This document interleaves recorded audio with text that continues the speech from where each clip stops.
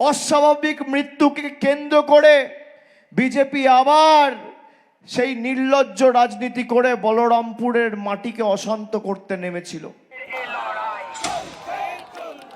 আমার মনে আছে 2018 সালের পঞ্চায়েত ভোটের প্রাক্কালে এই বলরামপুরে বিজেপির দুজন কর্মীর অস্বাভাবিক মৃত্যুর ঘটনা।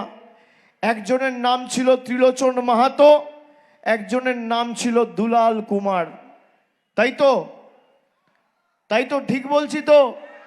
18 সালের জুন মাসে ঘটনাটা ঘটেছিল। অস্বাভাবিক মৃত্যুকে কেন্দ্র করে বিজেপি আবার সেই নির্লজ্জ রাজনীতি করে বলরামপুরের মাটিকে অশান্ত করতে নেমেছিল। 2019-এ বিজেপি জিতেছে, 2021-এ বলরামপুরে বিজেপি জিতেছে।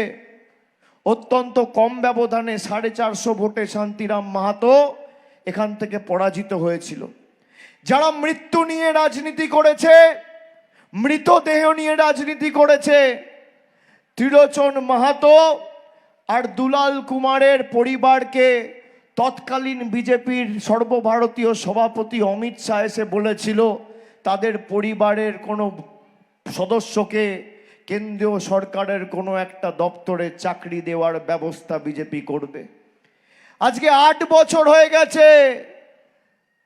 ত্রিলোচন মাহাতোর ভাই বা দুলাল কুমারের ভাই যদি বিজেপির কোনো নেতাকে ফোন করে, বিবেক মাহাতো যদি জ্যোতির্ময় মাহাতোকে ফোন করে একবার কথা বলতে চায়, জ্যোতির্ময় মাহাতো ফোনটুকুও তোলে না। এই হচ্ছে বিজেপির আসল চেহারা।